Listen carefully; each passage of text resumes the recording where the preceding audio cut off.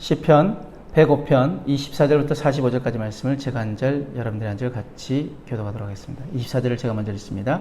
여호와께서 자기의 백성을 크게 번성하게 하사 그의 대적들보다 강하게 하셨으며 또 그 대적들의 마음이 변하게 하여 그의 백성을 미워하게 하시며 그의 종들에게 교활하게 행하게 하셨도다. 그리하여 그는 그의 종 모세와 그의 택하신 아론을 보내시니 그들이 그들의 백성 중에서 여호와의 표적을 보이고 함의 땅에서 징조들을 행하셨도다. 여호와께서 흑암을 보내사 그것을 어둡게 하셨으나 그들은 그의 말씀을 지키지 아니하였도다. 그들의 물도 변하여 피가 되게 하사 그들의 물고기를 죽이셨도다. 그 땅에 개구리가 많아져서 왕의 궁실에도 있었도다. 여호와께서 말씀하신즉 파리때가 오며 그들의 온 영토에 이가 생겼도다. 비 대신 우박을 내리시며 그들의 땅에 화염을 내리셨도다. 그들의 포도나무와 무화과 나무를 치시며 그들의 지경에 있는 나무를 찍으셨도다. 여호와께서 말씀하신즉 황충과 수많은 메뚜기가 몰려와 그들의 땅에 있는 모든 채소를 먹으며 그들의 밭에 있는 열매를 먹었도다. 또 여호와께서 그들의 기력의 시작인 그 땅의 모든 장자를 치셨도다. 마침내 그들을 인도하여 은금을 가지고 나오게 하시니 그의 지파 중에 비틀거리는 자가 하나도 없었도다. 그들이 떠날 때 애굽이 기뻐하였으니 그들이 그들을 두려워하미로다.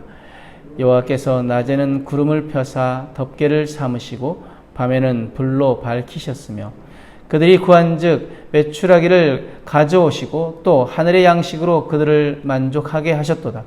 반석을 여신즉 물이 흘러나와 마른 땅에 강같이 흘렀으니 이는 그의 거룩한 말씀과 그의 종 아브라함을 기억하셨음이로다.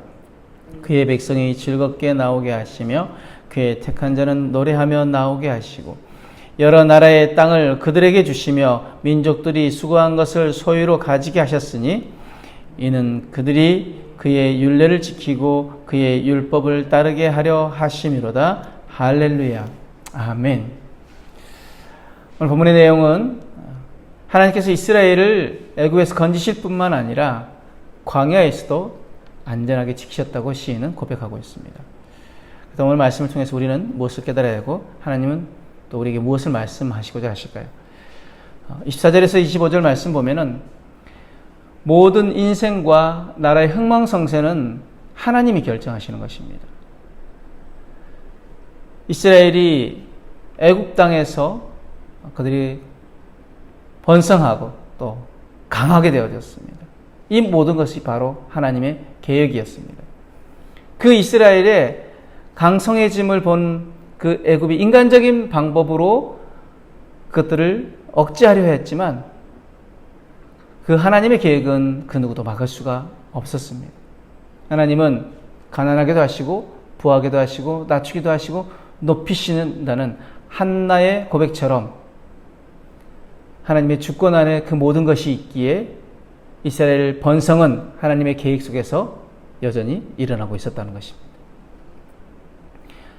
사무엘상 2장 6절에서 8절 말씀 한나의 고백을 한번 들어봅니다. 여호와는 죽이기도 하시고 살리기도 하시며 소홀에 내리기도 하시고 거기에서 올리기도 하시는도다. 여호와는 가난하게도 하시고 부하게도 하시며 낮추기도 하시고 높이기도 하시는도다. 가난한 자를 진토에서 일으키시며 빈궁한 자를 거름더미에서 올리사 기죽들과 함께 하시며 영광의 자리를 차지하게 하시는도다. 땅의 기둥들은 여호와의 것이라 여호와께서 세계를 그것들 위에 세우셨도다. 아멘. 인생의 흥망성쇠는 하나님 손에 달렸다는 것입니다. 하나님은 죽이기도 하시고 내리기도 하시고 가난하게도 하시고 낮추기도 하시지만 살리기도 하시고 올리기도 하시고 부하게도 하시고 높이시는 하나님이시기 때문입니다. 그런데 우리는 여전히 내 손으로 그것들을 이루려고 하지 않느냐라는 것입니다. 우리의 고백은 다윗의 고백이 되어야 될 줄 믿습니다. 다윗이 뭐라고 고백합니까? 나와 내 백성이 무엇이 간데 이처럼 즐거운 마음으로 주께 드릴 힘이 있었나이까. 다윗이 이제 그 성전을 준비하기 위해서, 성전 공사를 준비하기 위해서 모든 예물들을 그들이 마음껏 힘에 지나게 하나님 앞에 드리고 나서 한 고백입니다. 나와 내 백성이 무엇이 간데 이처럼 즐거운 마음으로 주께 드릴 힘이 있었나이까. 모든 것이 주께로 말미암아 싸우니 우리가 주의 손에서 받은 것으로 주께 드렸을 뿐이니이다. 모든 것이 주님께서 주신 것이고 우리는 그 주신 것을 그저 주님께 드렸을 뿐입니다. 라는 것이 다윗의 고백이었습니다. 그렇다면 무엇입니까? 물질뿐만 아니라 생명도 주님이 주신 것이라는 것입니다. 그럼 그 생명이 내 것이냐? 아니라는 것입니다. 모든 것이 하나님의 것입니다. 하나님 손에 달린 것입니다. 그러면 하나님이 행하신 그 모든 일들 앞에 우리가 해야 할 것은 순종입니다. 복종입니다.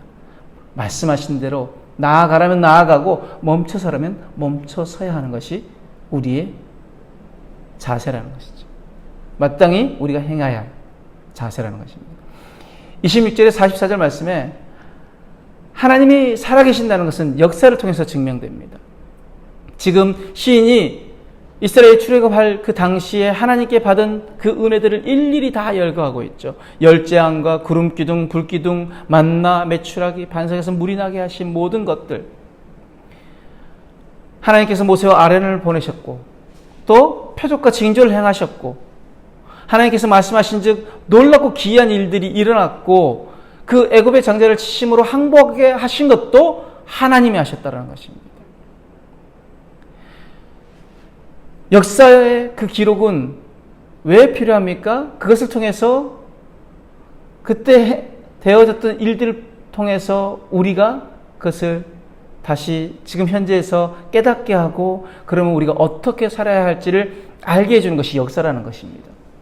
그러면 오늘도 여전히 살아서 역사하시는 것은 우리가 무엇을 통해서 알 수 있습니까? 그 역사를 통해서. 그 과거를 떠올릴 때 하나님이 그때도 이스라엘 백성들을 그렇게 하셨다면 지금도 여전히 하나님 살아계시기에 오늘도 여전히 나와 함께 하시고 앞으로도 나와 함께 하신다는 것입니다. 하나님은 현재에도 미래에도 여전히 나와 함께 하신다고 약속하셨기 때문입니다. 이사야서 41장 9절에 10절 말씀에 내가 땅끝에서부터 너를 붙들며 땅 모퉁이에서부터 너를 부르고 내게 이르기를 너는 나의 종이라 내가 너를 택하고 싫어하여 버리지 아니하였다 하노라. 두려워하지 말라 내가 너와 함께함이라 놀라지 말라 나는 내 하나님이 됨이라 내가 너를 굳세게 하리라 참으로 너를 도와주리라 참으로 나의 의로운 오른손으로 너를 붙들리라. 아멘. 구약에 분명히 약속하셨는데 신약에서 예수님께서 뭐라고 말씀하십니까? 마태복음 28장 말씀에 내가 세상 끝날까지 너와 항상 함께 있으리라.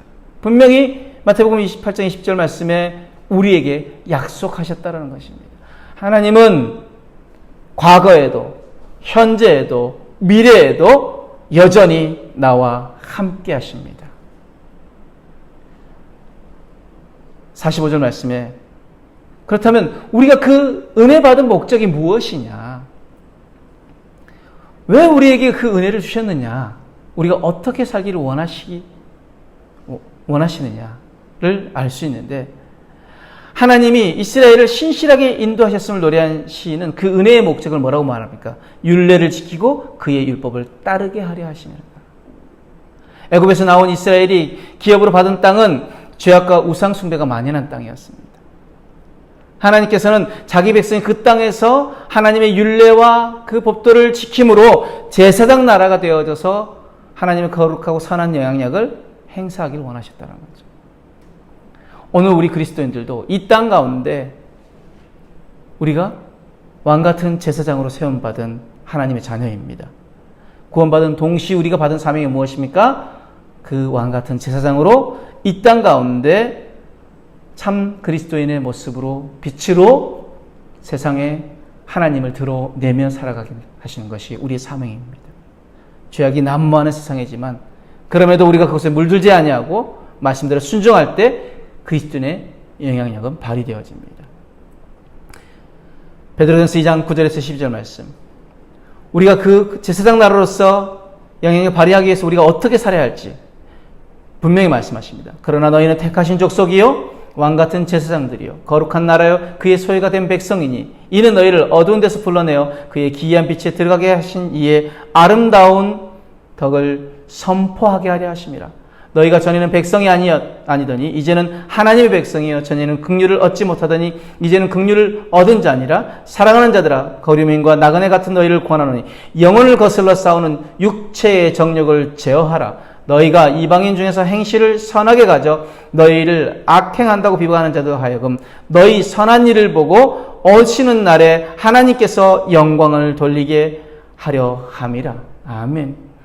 분명히 우리를 왕같은 제사장이요 거룩한 나라요 그의 소유가 된 백성으로 삼으신 목적이 무엇입니까? 바로 아름다운 덕을 선포하게 하려, 증인되어진 삶을 살게 하려고. 그거를 위해서 우리가 어떻게 해야 합니까? 육체를 우리가 제어하라. 육체의 정욕을 제어하는 것. 무엇입니까? 거룩함을 이루어가는 것입니다. 그 육체의 정욕을 제어하기 위해서 필요한 것이 무엇입니까? 로마서 12장 2절 말씀에 너희는 이 세대를 본받지 말고 오직 마음을 새롭게 함으로 변화를 받아 하나님의 선하시고 온전하시고 기뻐하실 뜻이 무엇인지 분별하도록 하라. 분명히 말씀하십니다. 마음을 새롭게 함으로 변화를 받아야 우리의 육체의 정욕을 제어할 수 있다는 것입니다. 또한 우리가 선한 일을 보고 우리의 하는 그 선한 일을 보고 하나님께 영광을 돌려드리게 하는 것. 이것이 이 땅 가운데 왕같은 제사장으로 거룩한 나라로 그의 소유가 된 백성으로 살아가는 우리의 모습이라는 것이죠. 우리의 자세라는 것입니다. 축복합니다. 오늘 이 땅 가운데 살지만 이 세대를 본받지 않고 마음을 새롭게 함으로 변화를 받아 하나님의 왕같은 제사장으로 하나님의 거룩한 백성으로 하나님의 거룩한 소유가 된 하나님의 자녀로 택하신 족속으로 살아가는 저와 여러분들의 삶이 되어지길 주님으로 축복합니다. 아멘. 기도하겠습니다. 사랑과 은혜 하나님 감사합니다. 주님 보내신 그 삶의 자리에서 주님 부르신 그날까지 주의 말씀에 순종하며 은혜에 합당한 삶을 살게 하여 주옵소서. 감사하며 예수님 이름으로 기도드렸습니다. 아멘.